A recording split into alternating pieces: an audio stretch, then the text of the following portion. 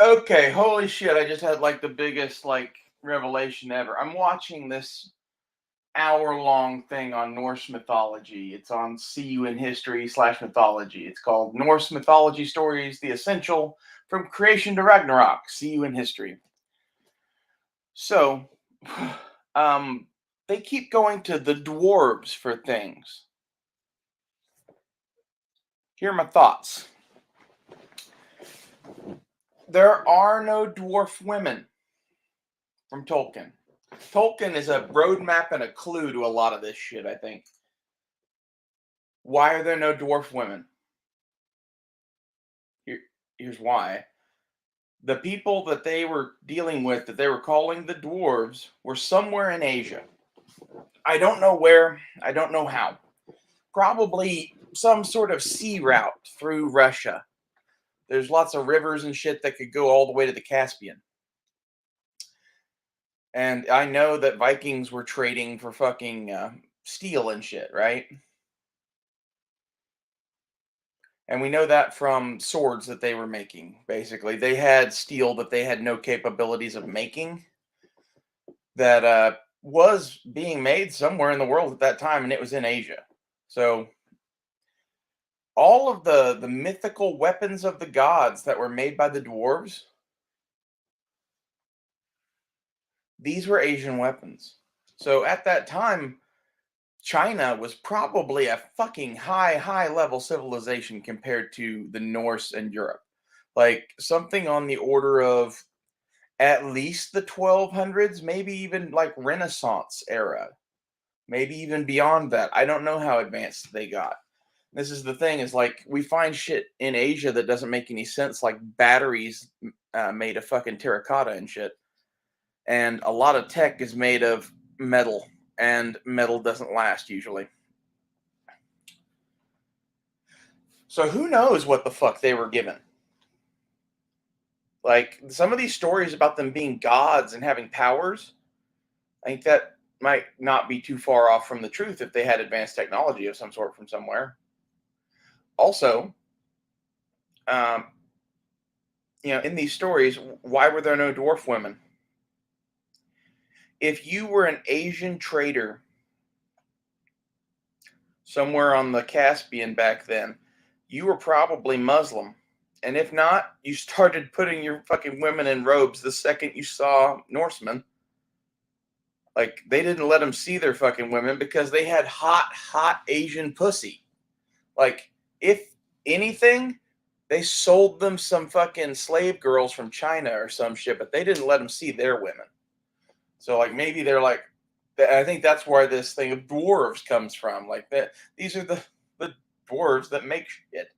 And, like, if you look at some of, at least what I know some of these people to be versus what I know some of the Asian people to be now, I would imagine that same ratio existed throughout history, height wise. Like, why did they consider them all dwarves? Because they're all fucking short compared to them. Okay? And, like, they're all short compared to us now. I'm just assuming that was probably always true. And, if you found an entire country of people that looked like Asians and carried the kind of weapons that Asians do or did back then, like the samurai armor and swords, like say you ran across medieval Japan and you didn't know better, would you immediately assume that they were 100% human? I don't mean that in a bad, like, racist way. I mean that in like a, we don't know about the universe. There could be space aliens and shit. Maybe something bred with them. And like, if that thought could happen now, imagine what the Norsemen thought of them. Of course they thought worse than that. Like, this is like some horrible racist shit, I know, but like, this is 100% what dwarves are in fucking Norse myth. And I don't know how anyone could see this any differently. Like, maybe I'm just the only person with common sense that knows a lot about sword making that's watched this particular video or something. I don't know. But Asians were making some of the best swords on earth with some of the best steel on earth at the time that the Viking shit was going on when these were written. And I put it to you that Odin was probably the grandpa of the Norse civilization or whatever. And the stories of him and Thor and all of that in their travels, they went to Viking in Asia and came back with a boat full of goods. And if I were them, the thing I would have come back with was a boat full of steel, which they probably did.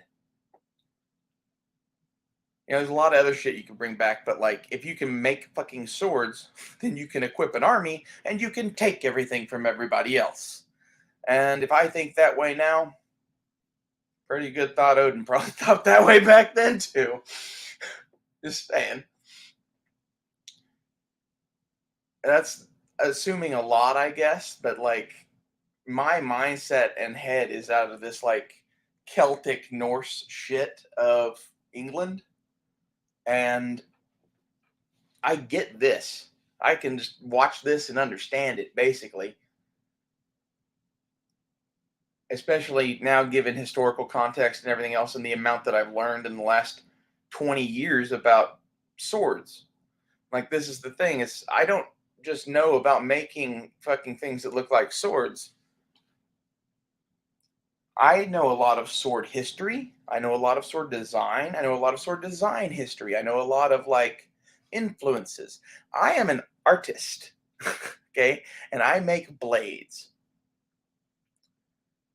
As such, I see things in this. And the things that I see in this is that back in the day, Asia was the place to go to get everything. Kind of like the United States is right now, where like we have the coolest shit, militarily speaking. Like, you can debate that if you want, but trust me, we have the coolest toys. Uh, it was that way back in the day. And the Chinese Empire didn't stretch all the way to fucking Europe. And with the fall of the Romans and shit, you know, that whole area was open to people. That and like, when I say the Romans and shit, like these people, the Norse, existed alongside the Roman Empire and were trading with the Roman Empire, the Byzantine Empire, the fucking Mongols and Tartars and fucking whatever else it was. Like, to put this into perspective for you right now, these same people are still sitting in fucking like Finland and Norway and Sweden, or at least their descendants. So my question is, how long ago is this story from? How long ago is it that they're just dwarves? That's the best explanation for where this shit came from. It's way better than telling you that we drove a boat all the way to Asia and traded with people that didn't have women or some shit. Like, I think, this could have been in the Bronze Age when Odin went there. Imagine if you went to Japan or China while Europe was in the Bronze Age, but they were in the, Iron Age, early Steel Age. Like, China and Japan had steel pretty fucking early, and they had iron pretty fucking early. And if the Norse were trading with the Chinese and whoever else on the Caspian in the 1200s, it's a pretty good bet they were doing that back in the day too. And the reason I say that is boats aren't that complicated. Hate to tell you guys that, but when I was in high school, my passion project that I would do to not want to kill myself while listening to them lecture was I would design boats and figure out how I was going to build a ship.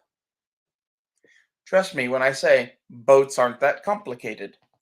And like, yes, they had to figure it out and know shit and whatever, but like most of what those Vikings would do to reach China is sailing down rivers. And the kind of galleys that they would build, they could have been building in the fucking Bronze Age. They would have been more primitive and they would have been smaller and it would have been slower for sure and less cargo and yada, yada, yada. but they still would have done it. Like, look, uh, Point the hella Point, the fucking Native Americans. Look where they went in canoes. That's the kind of boat that I'm talking about they could have taken in the Bronze Age. Or something even a little bigger. Like some of the Indian vessels are pretty impressive. They had big war canoes, hold a hell of a lot of people. And the difference between a Viking longship with a sail and sorry, without a sail and a war canoe is not much. They're galleys. Like it doesn't really matter the construction. Like this is the thing people don't understand about this is they 100% could have made the journey. They probably 100% did. And like the reason is if you're farming, like you grow some food and whatever, and like there's going to be extra people and they want to go do stuff and they want to explore. And there's always going to be Loki. You know, these stories always are Loki and Thor. Why is it Loki and Thor that go adventuring? Because they're the king's kids basically, so they don't really have much to do and there's plenty of food around, so there's no reason to go hunting. So, let's go explore. I think that's what this is. And as I interpret their stories, Odin had a very, very gay son named Loki who did some gay shit a lot of the times. And it caused a lot of the strife that's in the world, according to Odin, but also made Odin really, really laugh. So it was kind of okay. That's what I see in these stories. Like,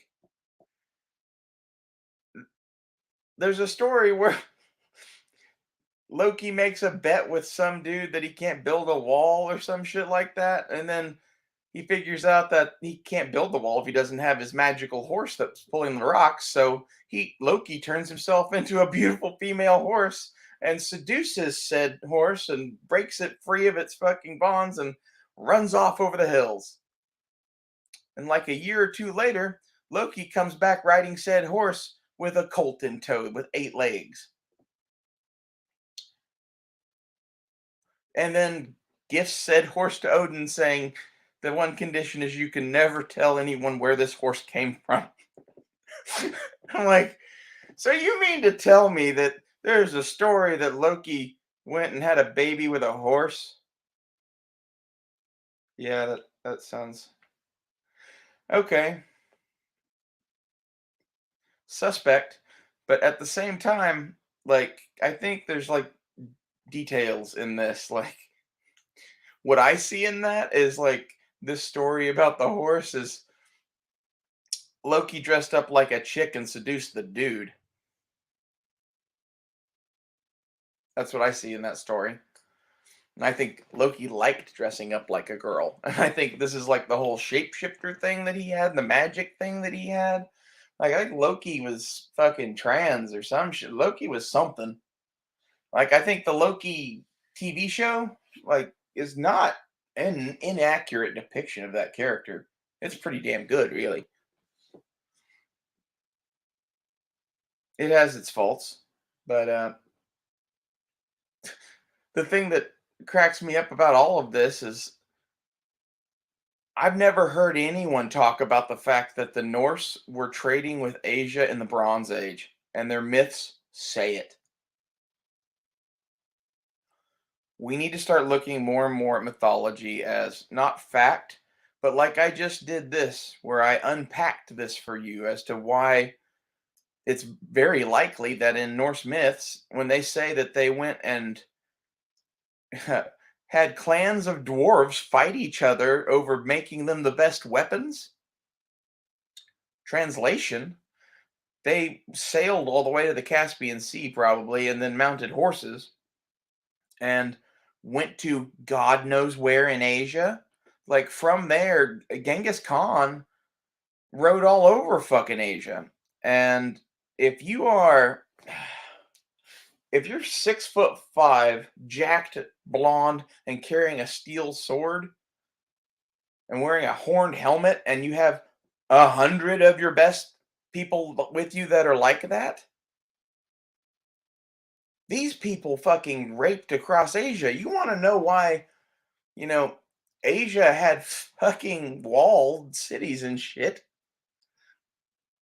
They went a Viking throughout Asia, I guarantee it. Not in the Bronze Age, but like this is where this evolved to. And like I'm guessing that those people intermixing with Asian people is how you get Mongols. Even look at their name, Mongol. Like it's almost like mongrel. Okay. What if these are like all the fucking half breeds that were left over between all these people that formed up there in Central Asia and were a horse culture because they had to be. And it doesn't take that long of watching the Vikings do that before you become the Mongol hordes that were attacking China. And like I'm saying, I'm guessing they didn't go, you know, just kill people or whatever. They went exploring and they went exploring on horseback with probably a couple hundred men in armor with swords. Because, like, honestly, if I had that back then, I wouldn't have been that afraid. Okay. And especially like if they're packing food and all that for the journey and they're used to living out in the woods and yada yada yada. These are the same people that we know later on ended up in North America. We know that confirmed. And when they went to North America, they called the people that they ran into the Skraelings.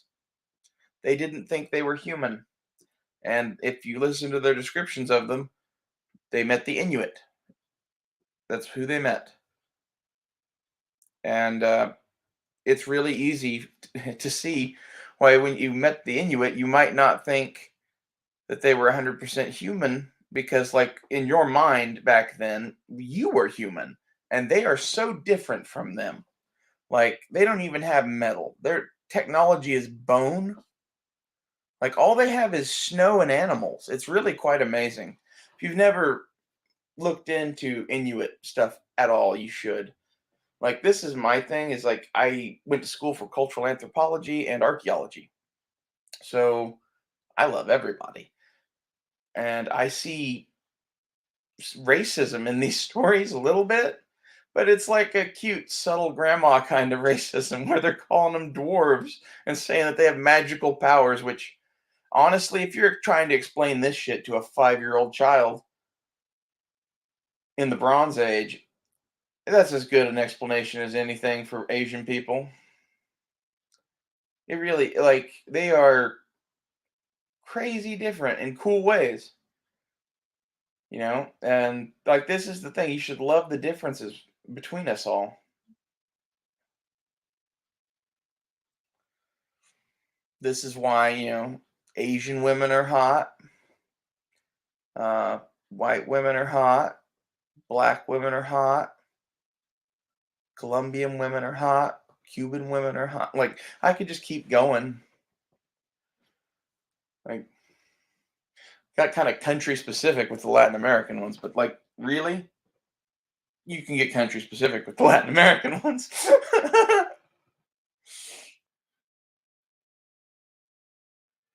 I love everybody, and that's my thing. And I think it sucks that you can't even discuss shit like this anymore.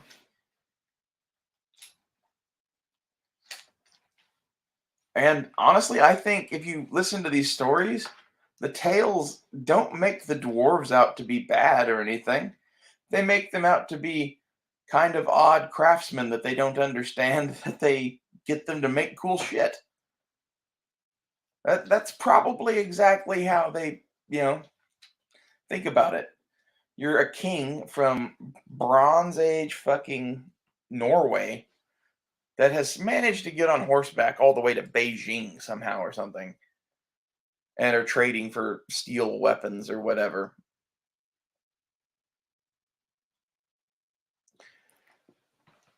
I think this answers a lot of shit because, like, if you look at all of European history, there's this giant history of trying to get trade routes to Asia. That's what they always wanted. Why did they always want that? Because someone at some point made some initial journey, and it's not Marco Polo. Like, I'm talking Bronze Age. Like, the Romans had been to fucking Asia, I think.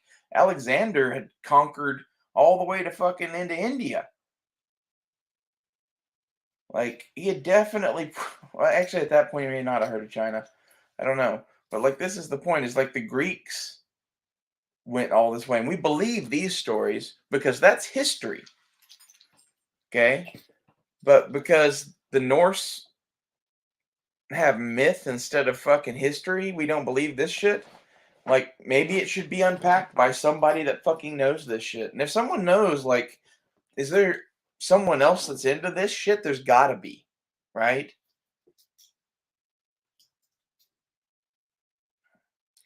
My question is, what are the frost giants? What are the other things that they go and encounter?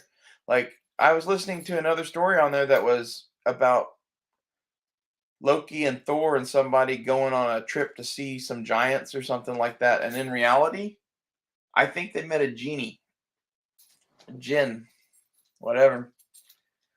Like, they were somewhere in the fucking Middle East or some shit, and they ran into whatever the fuck the Muslims are talking about when they talk about those things.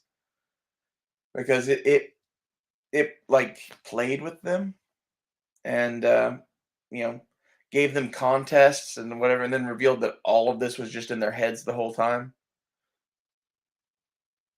Like, it's crazy. And like, he was a giant. They couldn't hurt him or wake him up or whatever, and he put all their stuff in a bag, and they couldn't get it open. I don't know exactly what that means, but to me, again, that sounds like a genie. Like, it sounds like a djinn. And like, I think a lot of these stories of, Thor traveling, especially, are, you know, we got a magic hammer in fucking China that can't be defeated. Let's go wander the world and see what's up.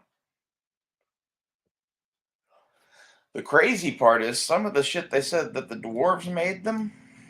Fuck. Like a boar made of gold that flies that you can ride on. I I don't know. Like, that sounds like a hovering motorcycle or some shit. There's other weird shit like that too, and this makes me think more and more. Like, how old are these stories? And were these people like trading with Atlantis or some shit at some point? And that's, maybe Atlantis was somewhere out there, Central Asia. There's a lot of Central Asia that's just no, there's nothing going on. There's desolate wastelands. There could be entire civilizations buried out there and no one would ever fucking know it. Like, look at what they found in Iraq when they dug up Sumeria, whatever you want to call it. Like, basically, when they dug out like the Babylonian gates and shit that they had there, like, that shit was under 40 feet of dirt. Okay, and they're saying that was, you know, 3000 BC, I think, or something like that. Could you imagine what else is buried in Asia if 3000 BC gets you 40 feet of dirt?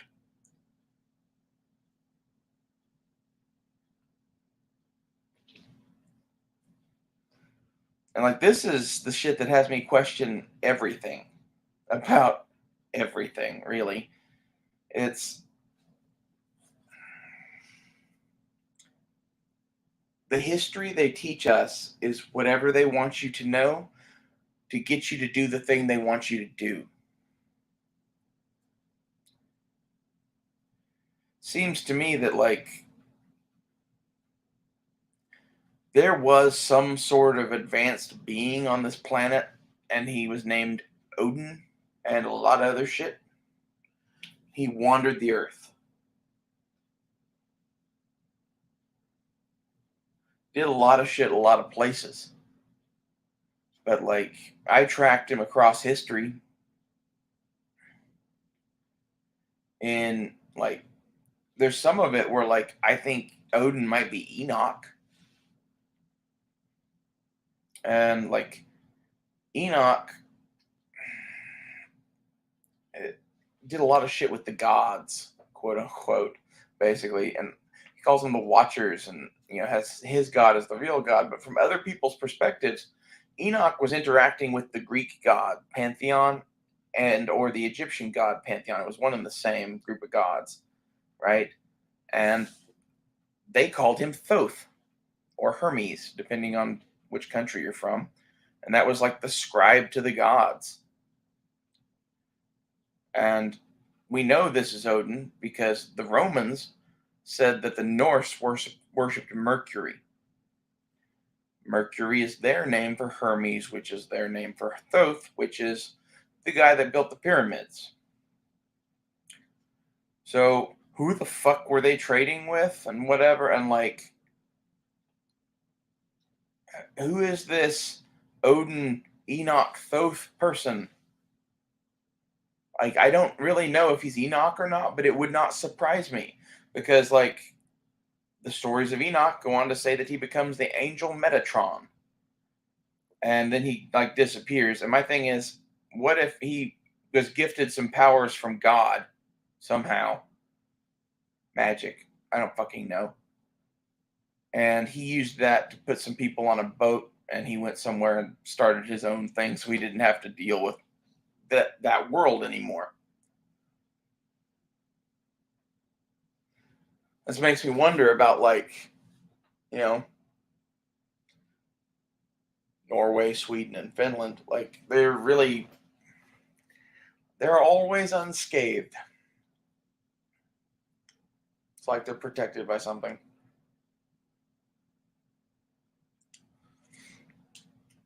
I really am starting to think that Enoch might be Odin, and that basically wizards are real, and that Odin, Enoch, Hermes, Thoth, whatever you want to call him, was the first wizard essentially, and he could do some shit because of magic and God, essentially, and technology. There's a lot of technology involved in this, and a lot of trickery involved in this. Like, this is the thing: is do you really have to be a wizard, or do you just need everyone to think you are? That's right. You just need everyone to think you are in the Bronze Age because they're stupid. If you sent me back then, I would be a wizard. Okay, like I'd have my buddy Sam and somebody else with me, and they would have technology, and I would be the actor. They would make shit happen, and I would pretend like I did it. It's easy, okay? Like that's how you get to be a wizard. It's there's more to it than that, but that is 90% of it. The other 10% is like fighting demons and shit, and you don't want to get involved. It's mostly ex-wives, I think. As it turns out, there's a bunch of women that like worship Satan and do weird shit in the woods, and I think wizards in them basically have had the relationship of, you girls are fucking hot ever since the dawn of time. My guess, and I think that's why there's all these stories about the devil and shit and all this like you whatever, like some sort of like Lilith, like female vampire-ish witch thing. That's what that's about. Whoever this was, Enoch, he was fucking weird hippie chicks in the woods.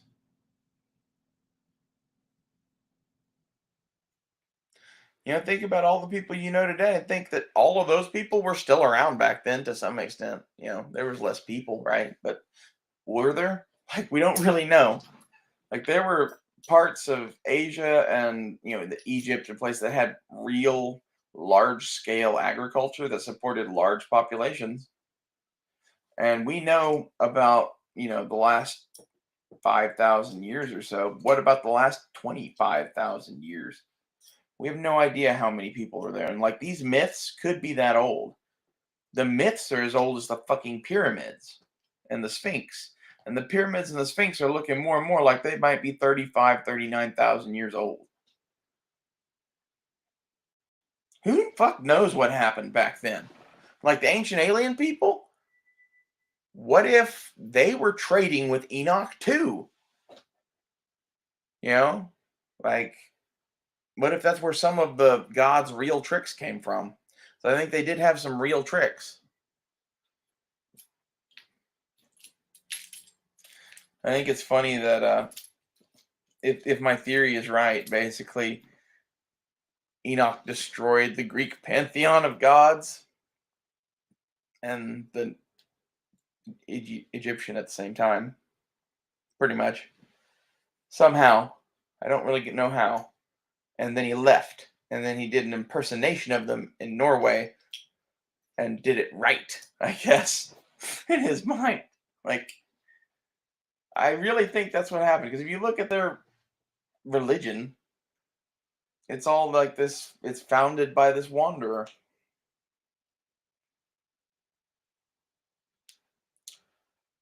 And apparently Odin plucked out his own eye to drink from the well of knowledge. Sounds a lot like the whole eating the tree of the fruit thing. What I always think of when I hear about the whole Adam and Eve story and eating the forbidden fruit is that Eve talked Adam into eating her pussy, and that's what that's all about. On that note, I will leave you. Hope someone enjoyed this video.